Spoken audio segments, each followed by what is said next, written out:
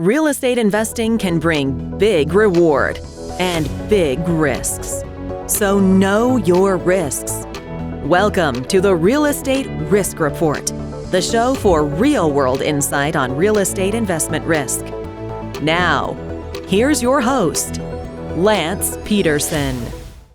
Thank you for joining the Real Estate Risk Report. I'm your host, Lance Pederson. So today I have with me Holly Williams. How you doing today, Holly?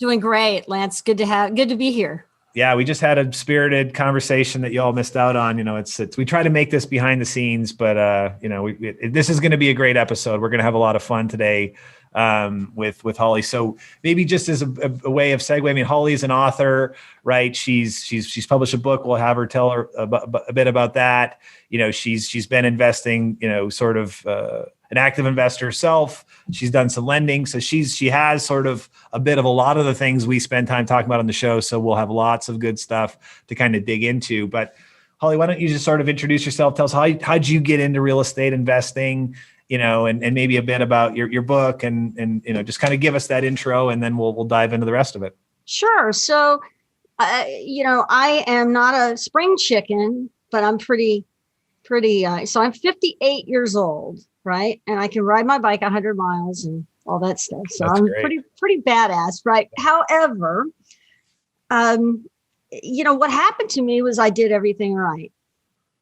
I did everything I was taught to do. I put everything in a 401. I went to college, got a job in advertising, moved from Texas to New York, put everything most I could in a 401k, saved beyond that, put it in mutual funds with my financial advisor, which we're taught to do, bought an apartment, which we're taught to do, all that. And along the way, I read a book called Rich Dad, Poor Dad, and it made a lot of sense. But I figured, something, why is the guy writing books if it's such a great idea? Mm-hmm. But it was always in the back of my mind. Yep. So I bought a rental property a few years later, bought another one, but never really bought a 4-family house in Brooklyn, where I am right now.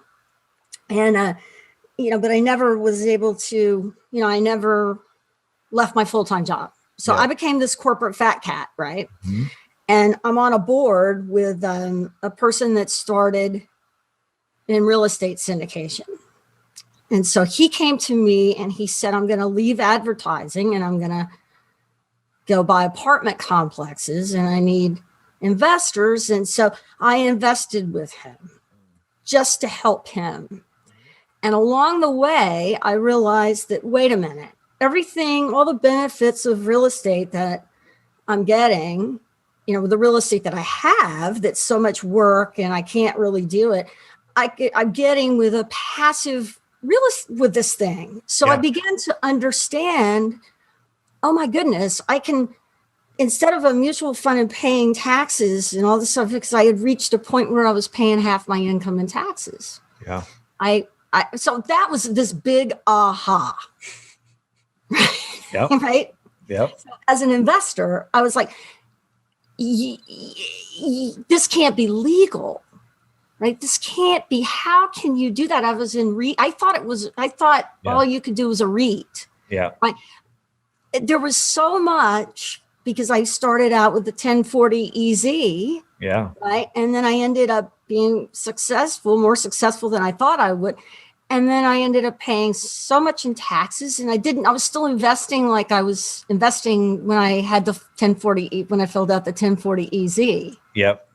Yeah. Not very efficient. Yeah. And I think it's so interesting, right? Like so many people's stories in this business, when you get down and you talk to all these people, like it's, Rich Dad, Poor Dad is, looms large. The whole, you alluded to it before we hit record here, but same thing. Like you just think that there's a certain, just like everything, like you said, your whole life, like we're taught that there's this certain way to do it. And we many people go down that road until one day the aha moment hits. And it's like, why am I doing this? Like, this is it's too hard. Like if you're trying to buy single family rentals one off, like it's a pain in the butt, and it leaves a bad taste in your mouth. Or you're buying REITs because that's your real estate exposure. Yeah. And then you realize, oh, I can invest truly passively, put money in, get exposure to multifamily real estate and not have to do much of anything, right? Like truly passive. And then all of those tax benefits that accrue to you that you never saw. Next thing you know, all that income you were generating that Uncle Sam wanted a piece of, suddenly what happened to it? Like it's not there. You got cash, but you don't have tax liability. So So there's got this big aha moment then, and you got this colleague who you decided to do, syndication. So what, I mean, in that case, you did it, already knew, like, and trusted him because he was a colleague, he did it. But so then what happens? Like, you're like, dude, aha, I need to make this shift. So how did you end up making that transition? Well, that was 7 years ago. And the more I learned about it, the more I got more and more involved in the process, because you see, you can buy real estate. I only knew about buying real estate for appreciation. Yeah. And that's what we're taught too. We're taught to buy low, sell high, just like a stock, right? Mm-hmm. But you can buy real estate for cash flow. And it's hard to do that on the coasts, especially. So New York and LA, whatever, it's very difficult to do. But in markets in the South and Southeast, you can do that. And I didn't know that there were many, many ways to mitigate the risks of real estate, and that the riskiest thing is buying a single family home. This is all just my opinion. I'm not a financial advisor. Yeah. All of that. I mean, that to me, buying a rental property is much more risky than buying a 400 unit apartment complex. Because what a syndication does is it does what a REIT does, but we bypass Wall Street. So instead of paying huge fees and everything to Wall Street and getting Wall Street rich, we share that amongst ourselves. So we actually are buying the apartment complex, and it's a whole different mindset. Yeah. Yeah. And like I said, I mean, it comes down to, you've got a single, it's this one house, right? You got to line up the tenant, it has its own roof, it has all this sort of stuff. And so it's just not, it's not as efficient or scalable. Like you said, you buy a 200 unit apartment complex amongst, 20, 30 investors, now you've got, you end up getting, you're getting more units, but you're getting the economies of scale and the efficiency that come along with how you manage that. And, and then a better return, right? The NOI at the end of the day is even, is much better as well. And it's funny how that is, because like everyone, it seems to be the most accessible, but like you've seen, obviously this movement of just real estate syndication, and everyone's realizing that no, step one should be real estate syndication, right? Not buying some single family rental property, but Well, part of it is you have to be in the club. People. And you really have to work with like-minded people, because there are many, many different, it's all about your objective, and where I am, I watched my parents do everything they were supposed to do and barely make it, because the retirement system in America is designed for us to die broke. Yeah. Every financial calculator, all of the first question a financial advisor asks you is, how long do you expect to be retired? Yeah. The government makes us withdraw from the 401ks, all of those things. And so if you really want to leave, it's nothing about leaving a legacy, although they tell us that. It's nothing about wealth. It's about, income and using that until it dries up. Yeah. And so it's very, very frightening. And what I've learned over the last 7 years is that if you invest in cash flowing assets and you invest with people that have the same goals as you, it's to me, it's so much safer. Now my play money, my money that I'm just like rolling the dice, is in the stock market. Yeah. Isn't that funny? Yeah. Exactly. Yeah, that's the casino. And we gladly, and if you just look at it logically, so my book talks about, it's called Hidden Investing, what the wealthiest 1% know that we don't. And the reason the whole name comes from the fact that I started calling, when I started doing it myself, I said, I want to get more and more involved. And so started calling my friends from advertising that, my net worth is a square root of theirs. Right. And they were like, Holly, you want a job? I'll give you a job. Do you want me to invest in your startup? I'll invest in your startup. But, real estate, I lost money in a land deal a few years. They just didn't get it, you know? And slowly they're calling me up, Holly, what is this you're doing again? Right. Mm-hmm. And so this is very pedestrian to especially the Silicon Valley group. I was in tech. I was in big data, market research, that kind of thing. And it's just really, this is very pedestrian because it is so, you plug along with real estate. Yeah. If you do it the way I like to do it. No, and I agree. And I think that's, having done this podcast now, and I think this will be the 39th episode or something. I mean, it's interesting because the more and more people you talk to, what you really realize is that to win at this game, right, it requires a lot of patience and discipline. Right. And that's, your word is sort of pedestrian. It's boring, right? It's kind of boring, but that's what it takes. I mean, if you're doing it and everything is too exciting and stressful, then you're probably doing something wrong. Right. Like that's you shouldn't be. And I think for us, we talked about before the show too, like, what am I passionate about? But that's my thing too, is like, I think that, and what I've ascertained from talking to lots of passive investors that have gotten involved and kind of made that same, trek and realization is that for many of them, their biggest fear continues, even though they understand the underlying nature, is just that their fear is more of like, oh God, I hope, because it is so boring. Their hope is like, I hope that this isn't a Ponzi scheme. Like, I hope that I didn't invest in a Ponzi scheme, especially we'll talk about debt funds here in a minute, and you have a debt fund. And the lending side of it is a great example because it's so like, it's anti-volatility. I mean, if you're doing it right, it's like you can deliver. I mean, and we're a fund administrator, so I see this, like those returns don't move much, 8.36, 9.2, 7.9, like it's very little volatility. And it does lend itself to that being the investor where you're going, oh my God, this is sort of like how Madoff did it. They just deliver the same results over and over and over again. Maybe I should be more nervous than I am, and I think that's the thing. So for us, I'm like, okay, we got to take that off the table, because if people are concerned because the reality of it is that the vast majority of investments are not Ponzi schemes. People aren't misappropriating funds. That's all we hear about. It's all we hear about. But the problem with it is that human nature is the fact that you do hear about it, you do lose sleep over it. So for me, I'm saying we got to take that off the table, because that becomes a barrier for more people to get into it, because it's in the back of their minds, and when we're afraid, we stop.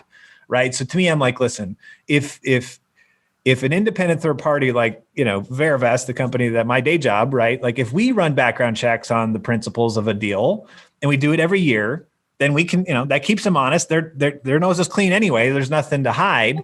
Right. For the guys who have something to hide, they won't want to do it. So at least that takes care of those guys. If we're monitoring the activity of the investments and making sure that their track records are legit and not made up, once again, it's a one-time thing on an ongoing basis, and it's a good investment.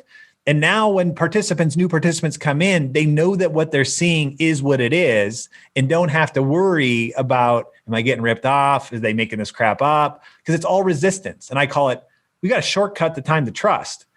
Because, in most walks of life, when we meet strangers on the street, we tend to just, there's this, our inherent nature is to just trust people, because we couldn't live life if we distrusted everything that we saw. Like, we got a little puppy and she's 6 months old and she's scared of everything. Right. Like, and so her inherent thing is, if I don't know it, I'm scared of it. Right. But as humans, we get older, we're kind of like, well, it's easier to just assume that the people we trust. But when it comes to investing, it flips. Like I tell people all the time, I think that they're going to leave their kid with you before they'll decide to invest with you. They'll be like, oh, you can watch my kid for 2 hours? Like, no problem. Like, invest $100,000 in my deal. They'll be like, hang on, we got to slow down here. Like, I'm not quite ready for that. And so, getting that out of there, having people like yourself educating, right? Like helping people, awareness. This is how you can do it. There's a doorway here. We remove these obstacles and you let that access, because like you said, there's still at the end of the day, it does come down to knowing when deals exist and how to get into deals. And like, that's a whole nother piece of it. But I think that this is the beauty of it. That these things are really, it's real estate takes a while, but these things are maturing and it's really coming into its own. And I think it is a great thing, to your point, right? Like a lot of these things are broken and flawed. And when we shifted from the pensions to, 401ks and IRAs and then like you said, the casino, that is the stock market and, and all the fees, the wealth management, but what we're hearing now is that Americans in droves and people in general are beginning to take control of that. Right. And they're educating themselves. And through this recession, through this pandemic and stuff, they're saying like people are just like, they're just going all out on figuring out how to control their own financial freedom, which is great, to see. So, I think that's where it's just the more people like yourself who are out there passionate about it, we'll do this show, we get the word out there and give people access and make it easier to get into these things. It's going to make, a difference for the next generations to have access to this kind of stuff, because fundamentally there's only so much dirt. There's only so much real estate. It does gentrify, it changes. It's a living thing. And there's always opportunity to, kind of get involved, which, and I think, interested to hear how you went from syndication, equity investing, that to lending. Like, when did that hit? Like, oh, there's debt funds. We can lend money to people and get, I'm assuming there's a story behind that. Yeah. So it began with the multifamily syndications changed my life, right? Because I went from, paying taxes on these mutual funds where the guy's buying and selling it, and I don't even take any money out and I owe taxes. Unbelievable. When I got the $65,000, you congratulate, we get these 1099s and we think, wow, I made $10,000. Isn't that great? And, I didn't realize. And these are just smart people, right? We're programmed to think that is good. When you get the 1099, we are not programmed to think about how we're paying capital gains taxes on that. And we didn't take any money out. I know. It's crazy. I know. It's like, and so when it became $65,000 and it's, oh, by the way, you owe 25 grand. And I'm like, whoa, wait a minute. Right. So all of that happened kind of at the same time. And then I watched my parents get killed by taxes. 401ks are taxed in full boat. They're not even taxed at the capital gains rate. So anyway, so I began to explore and learn, and I learned a lot from investors too, that, what the wealthy, I'm talking the 1% was a better name for the book, but it's really the 0.5%. So Warren Buffett isn't going to his fidelity.com account and buying stocks. That's not what he's doing. So the wealthy have had access to private investments forever. Since the beginning of the free world. They bargained with each other. They loaned each other money. They invested with each other. It's like they avoid the banks more than they go to the banks. Right? Oh, yep. So through the course of multifamily and just learning about how money really works, my book goes into 10 myths. That's what it is. It's 10 myths that were taught about money that just in my experience. And so I logically just share my experience, right? Yep. So I got into lending when I discovered, first of all, I discovered that, I had life insurance, right? And I had heard about this thing called infinite banking, right? Because people talk about it, but it sounded like any time you mention insurance to me, I'm like, because these insurance sales people like chase you around. Right? Yeah, they do. But I didn't really realize that banks were the largest purchaser of life insurance in the country. There's this thing called BOLI, bank-owned life insurance. So I found out that the wealthy use whole life to borrow against.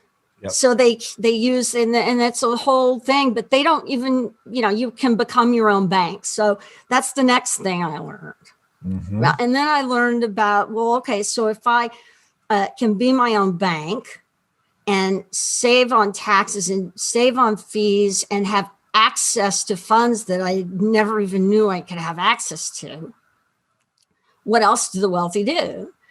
And well, the wealthy have access. You see, if you've got a $30 million net worth, and you can get a Goldman Sachs wealth management account or whatever, right? And you can have access to a lot of these private investments that those of us who did not grow up wealthy do not even know exist. You see, we think that the Chase private client thing is like the big deal with that's nothing. That's not the Chase Wealth Management. It's not the group, yeah.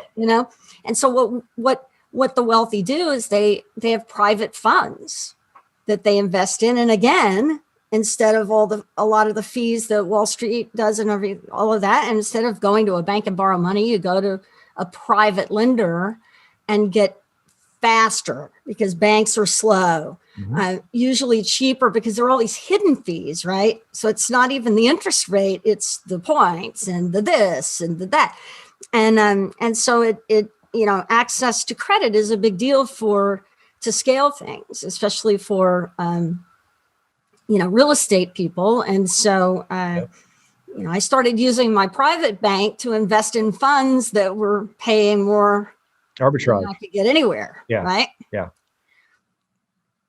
All of that said, and then I discovered self-directed IRA. So all of this stuff has been one thing after another. And I really, really realized how we gladly turn over our life savings to a financial advisor that tells us straight up that they don't know what it's going to do. Right. And that is risk. That's to right. me. That's right. And so I feel like I'm like safer than because I understand the risk. I have an iPhone, right? And I like it and it works and I'm, all of that stuff, but I have no idea what Apple's margins are, what trade deals have to do, how they're going to impact their business, how the new administration is going to, I don't know Apple's business. Yeah. Too complicated. And neither do the people that are selling me their stock. Yeah. Yeah. That's right. So it really is a best guess, but in a real estate deal, I know exactly what what the rents are, 100% of the time. Mm-hmm. It's very simple. The tenants buy an apartment complex that's cash flowing. Tenants pay rent. We pay all the expenses, and then whatever's left, we all share the profits, right? Yeah. 100% of the time, if the rents get paid and we make money, the stock market, like these companies, like have this great earnings report and the stock goes down. I mean, it's just, it's all emotion. And so when you're basing your, well, it's like your mutual fund thing too. The second that they get the highest rating on Morningstar, so they were the darling. The second the Morningstar basically says that they're crushing it, then everyone's money piles in, and now the performance just goes through the floor. Right. And it's just that's just it. Like the success created failure. Right. In real estate, it's like when you put concerted effort and you're disciplined and you do whatever, like you control the outcome. Mm-hmm. Right. Like if you've got vacant units, you figure out how to fill them. Right. And you only have to, like you said, worry about the market, the local submarkets, market dynamics going in. Right. And those are all decisions you can make. And that's why it goes back to discipline. If you're disciplined and detailed and you think through and you do those things and you make the buy, and that's where it is. It's true. It's super simple. Like, don't overpay for real estate because it does make all those things more difficult. So but it's all about upfront diligence and just doing right. And then being patient, executing your plan. You're in control of those things. There's not some like high frequency traders going to come along and screw with you. And, sure, there might be an apartment fire. There's not like without it sort of things that, not deal with, but you got to plan for that in in the plan. So you have to plan for the worst case scenarios, right? Which isn't a gazillion different sort of things that could happen, which is what it is in those other markets. There's way too many moving parts, and I think that's the beauty of it, and it's, it makes a lot of sense. I found out private lending, we lend money to commercial real estate people that we know that have deals already in the middle. You're starting a deal. Some of it's build to rent. Some of it is rehabbing,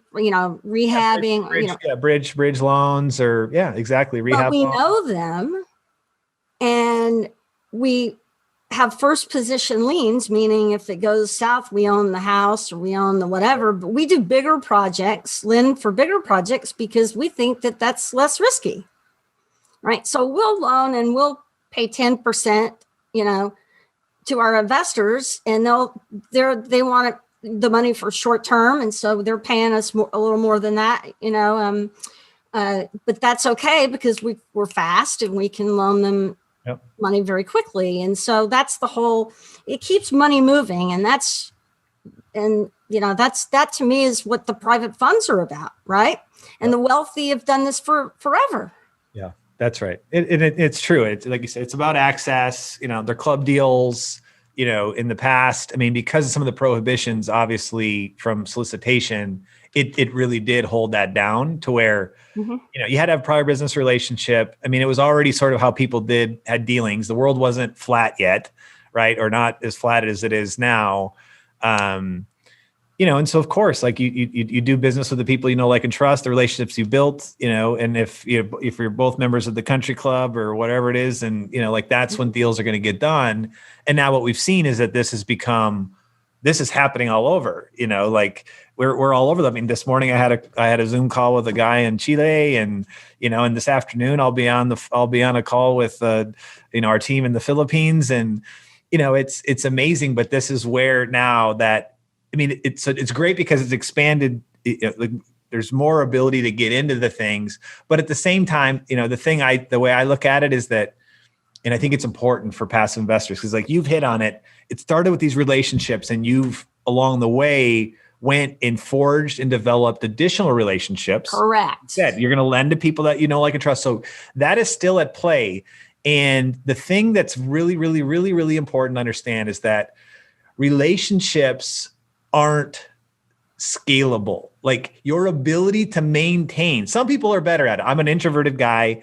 I'm only going to have a couple, really tight relationships, right? Some people are more extroverted. They can have, I don't know how many they can have, 20, 30, like tight relationships, whatever. But the thing is that you can't have thousands of them, right? And so even though the world is flattened out, real estate's highly fragmented. There's deals all over the place. It's fluid. And then it does come down to, location. To be good at it and to know what to get into, you have to have local knowledge. That means there's boots on the ground somewhere.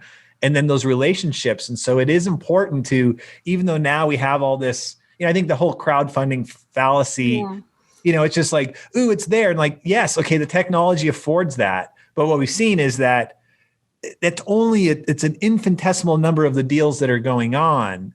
And it's important to understand that there always has been, and there continues to be, they're just more spread out now. But it still comes down to, there's groups and pockets of relationships, and to gain access to a door to do a deal or to get into something requires that you have to do what you and I are doing. We're conversing. Correct. We're having fun together. We're getting to know each other, right? And if you think that you can skip that step, whether you're a sponsor, someone who's looking to raise money, or whether you're an investor who thinks they can just sit and be armchair and just push buttons and do whatever. I mean, I'm a tech guy, I like that stuff too, but that's not how it's going to work. The access that you'll have, if that's how you want to approach it, will be limited. And if I had to guess, the stuff that you'll get to invest in is probably the lower quality stuff, right? Vis-a-vis the stuff that if you took the time to build relationships with people, get to know them, and then do your thing within that, you're going to find your way into opportunities that are much better. And once again, I think the things that you can feel more comfortable with. Right. Investing in. And it takes a village too. I mean, one of the things that my superpower is not necessarily you know, calling the plumber or whatever, right? My managing the asset day to day, right? My superpower is I love doing stuff like this, you know? And so I've made such great friends because you can't invest with me unless you're my friend, right? That's right. So people reach out to me and we begin talking and we have the same, you know, the same objectives, right? So I, you know, some people want to do like really ground up construction, like really risky stuff, at least to me. And I just don't want to do that. I want cash flowing assets, right? Yeah. And I love things that are backed by insurance. The other fun that we have is I slip and fall at Walmart, the structured settlements, right? Yeah. I sue Walmart, I get a structured settlement. Yeah. Well, that means they pay me out a certain amount of money. Well, so I don't want the $50,000, you know, the $5,000 a month. I want 100,000. You know, I'll take 50 of the $100,000 award. Yeah. But I want it now. Yeah. So we'll loan the 50 and then take over the structured settlement of the 100. Right. Yeah. So it's like we've already got this. Yeah. Yeah, you mitigate the risk. Yeah, that's right. Yeah. So it's all backed by insurance contracts. So it's like and you would never know that you could ever invest in things like that. So I not talking to your wealth manager or financial advisor. Correct. Because they want that money to stay in Wall Street. They do, because that's what they've got on the shelf. Like they got to sell and buy the things that are available in liquid. Right. And so it's, you know, there's so much burden for them to go there. And that's what I mean. Like for me, I see it like it makes sense. It's not that, I mean, I think some of them, if they're being intellectually honest, they can admit that, yes, there's other things that I really should be recommending. Like I have a client up in Seattle who's like, you know, they came to that conclusion. Like we've got to figure out how to create some door into that because our clients should have exposure to it. But making it happen due to the regulatory environment, all those things is easier said than done. Right. And so that. And then you lose the personal. Well, then you lose the personal thing. And it's just, that's to me, like, it's just, like you said, the way that somebody's got to get paid. And so then you've got more people getting more of the money as it goes down. It's a problem, right? Like you've got too many people in the middle of it. And that's why for me, like I've seen this trend of, okay, being an operator, boots on the ground, buying stuff, doing that is a ton of work, right? Like it's a lot of elbow grease. It's hard to find stuff that's worth buying. I mean, it was easier, obviously, on the ramp up, you know, but now it's really, really, really hard, right? And it's still laborious no matter what to do the asset management and execute your business plan, blah, blah, blah, right? But so then if you got to go and like raise all this money too and maintain all these relationships and all these things on top of it, it's a bit much. And especially when you look at the income stream the operator earns. So it's some asset management fee, percentage of rents, maybe they vertically integrated, got the property management. I mean, they're not getting rich off of that, right? Like they make the money when they execute the plan and you exit, right? And so that is what it is. Like, so you take it from there and you say, okay, well, they got to do all this stuff to make that happen. That's a lot of work, but you know, much like in the venture world, right, where you got all these high tech startup founders who are like, I got the next great idea, ton of work to build a company from scratch. They need capital to fund it. You know, you've got venture capitalists and you've got angel investors and there's a whole ecosystem that's developed around it. And it's predicated on relationships. Who do you know to get an intro into an investor? And it's a whole thing that's built itself up. What I'm seeing in real estate now with, you know, syndication and all these things, the same thing is happening. If you pan out and you look at it, the same thing's happening. So you've got what I call like a micro private equity real estate shops coming up. They call capital raisers, whatever they want to refer to themselves, but they're the ones who know enough to know whether a deal's good or not, a sponsor's good or not, and their ability to have capital and build in a base of investors, to provide education and that sort of stuff up front, to bring them in, to maintain the relationships and allocate capital into these opportunities is where we're headed, right? I think that's... I do the hands-on management in some things, and I do the... You know, I'm really not a broker per se, but what I do is I find things I want to get involved with and help run it. Because I'm a business person, and that's what you've got to have. Yeah. But see, like in venture though, we don't call the VCs, they're heroes to the world. I mean, they're not a hero to me, but they're heroes to other people. The fund managers, whatever, like that's all hero stuff. But I mean, you pan out and squint, you could call them brokers, right? And that's my thing is what I'm saying is like, it's not it. Like, it's not to me, because it, like we talked about just a minute ago, like it looks like there's too many hands in there. Those are middlemen. Middlemen is a derogatory, bad term. They're making the money they're making. That's right. But to me, when you look at it, to create access into something, it's just like we don't get all worked up that, Walmart's making a spread, they're retail. Right now, Walmart, of course, they figured out how to, go direct. So they cut out the wholesalers. Yeah. Right. But I mean, like in any distribution of anything, it doesn't matter, is that to get things to move around and to get access to things, it's going to change hands. Right. Of course, companies like Dell Computer figured out like, well, crap, we can manufacture computers and sell them direct. Good for them. That worked out. Mm-hmm. And that's a thing. But in the financial world, because it comes down to, it's more complicated. Is this good? Does this fit? Is this whatever? And then we look at the traditional investment advisor sort of world. See, that doesn't fit.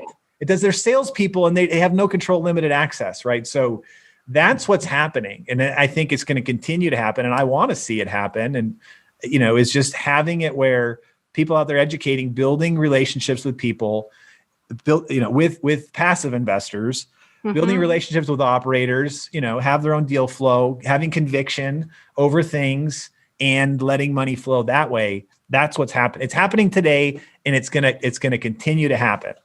It's changed my life and private investing, and the greatest thrill I have is when it changes somebody else's life that I care about. People have said, "Oh my God, I can't believe that this is like that. You can really do this," because all they knew was Bernie Madoff. Yes, right? Of course. Yeah, it's terrifying. That's exactly right. That's exactly. And so, but the big barrier is what we're programmed. Yeah, mindset. Well, yeah. I mean, we are. I have my brother, right? I've been able to help my brother, but he didn't invest with me until I had done like 5 or 6 deals. This is my brother, right? And I told him, I said, this is, I don't have very many regrets, but one regret I do have is that I didn't know about any of this when my parents were alive, because I could have really helped them, because it was a bad situation. And Ken said something pretty profound, which is rare for my brother, but he said, something, even if you had known about this, Mom and Dad would not have done it. Yeah. Would probably at the end of the day not have done it, because they were too, that can't be true. Yeah. It can't, this is not what I'm told. We're taught to save our money and let it sit. Yeah. But here's the problem with letting it sit, is that the brokers, the stock, Wall Street, it's going up and down there, and they're buying and selling in nanoseconds. They're not letting it sit. Yeah. And the wealthy don't let their money sit either. Yep.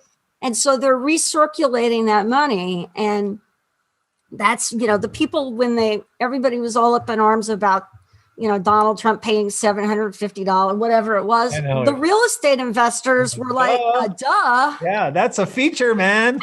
Right? And the government writes the tax code. I tell people, I know. Say, who here agrees that you should obey the laws of the land? Yeah. Right? And everybody raises their hand. Yeah. So if something's a law, it's patriotic to follow the law, right? Yeah. Everybody raises their hand. Yeah. Well, so our tax code, those are laws. Yep. And our tax code provides incentives for us to do things that will help the United States of America, which is a very patriotic thing to do. Yeah. So if you follow the tax codes, you're obeying the law and you're doing really wonderful things for our country. And so therefore, the IRS allows you to have some tax breaks. Yeah. And that's one of the beauties. That's why real estate is one reason why it's such a great investment. And so when you when you explain it like that, all of a sudden it's not he's finding loopholes and it's it's really not. I mean, because they're encouraging. That's what I mean. Like, I mean, okay, yeah, we, say what you will about lobbyists and whatever. Like, we can gripe about it all we want. Correct. It is what it is, and if you don't like it, then you should get involved in government and go and try to change it, right? Like, so like that's what you can do. I didn't write the law. That's right. With it said, it exists, and when you get down to it, yeah, okay. I'm not naive to think that, some lobbyist or someone that benefits someone. I'm certain that was the case. But again, half of Congress is invested like this. Yeah, that's right. You pan out and look at it, though, that fundamentally, when it comes to real estate is where people dwell. It's where they transact. It's everywhere. So providing incentive for the private markets to allocate capital into those things to ensure that continues is good for everybody.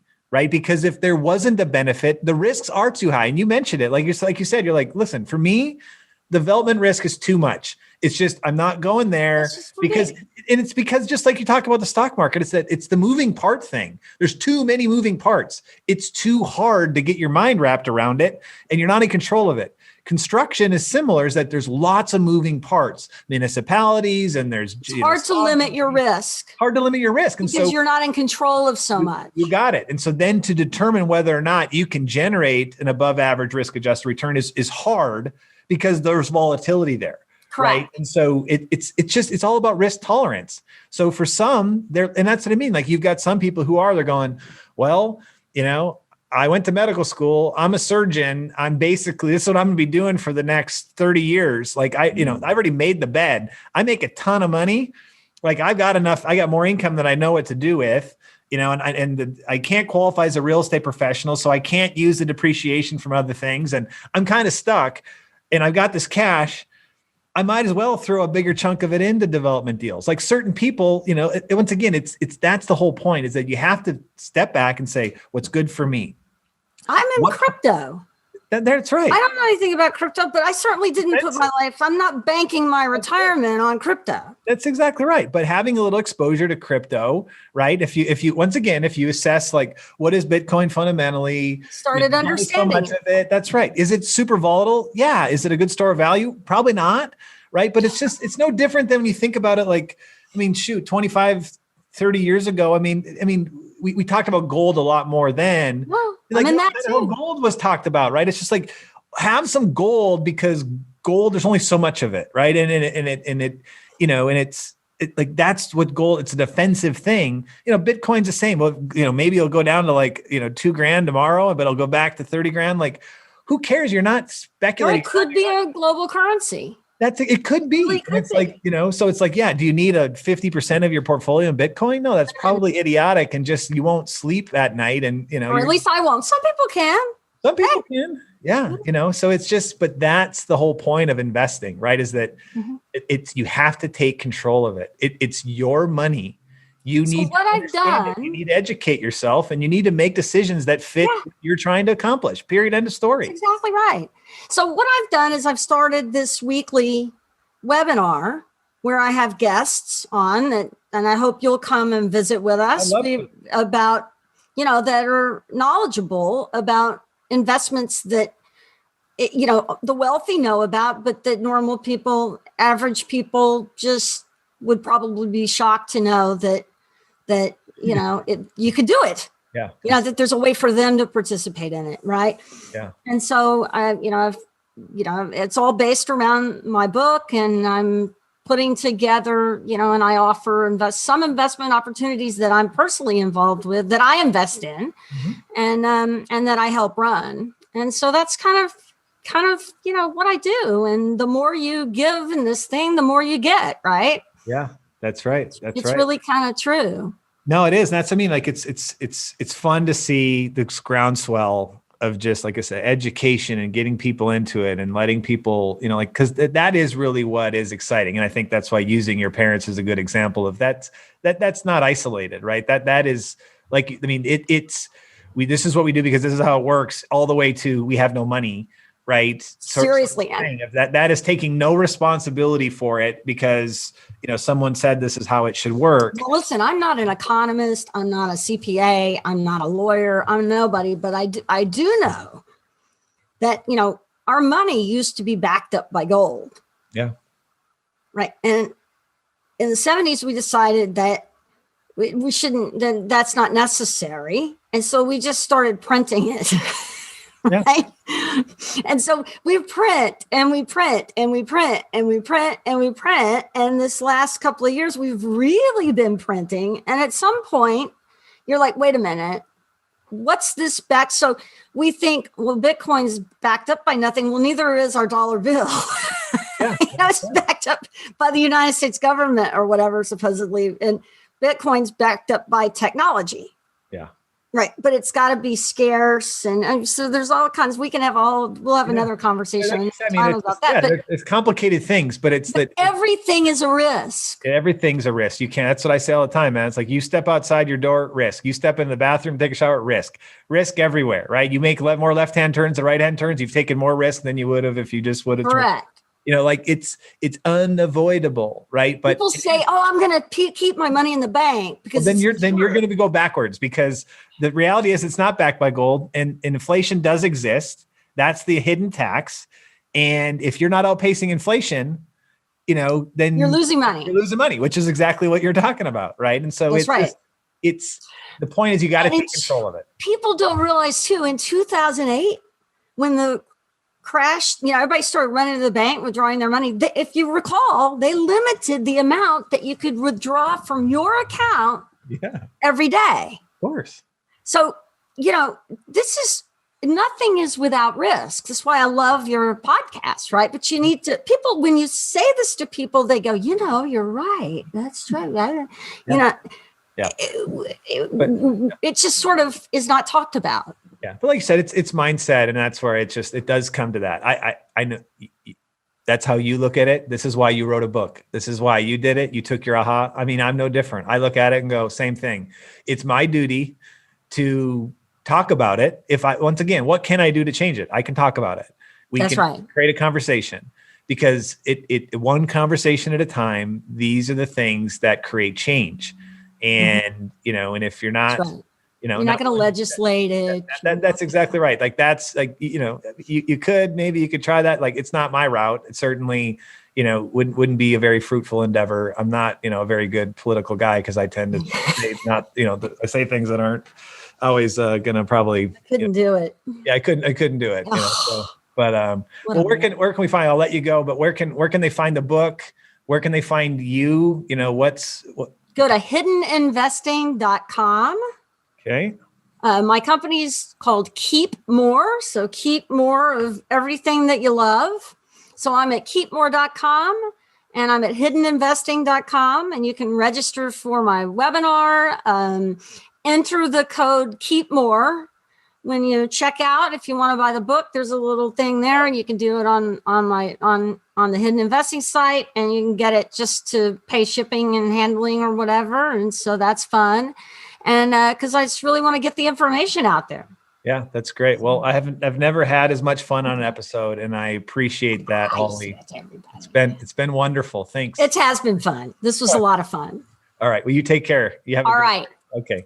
See you soon. Yep. Bye. Bye-bye.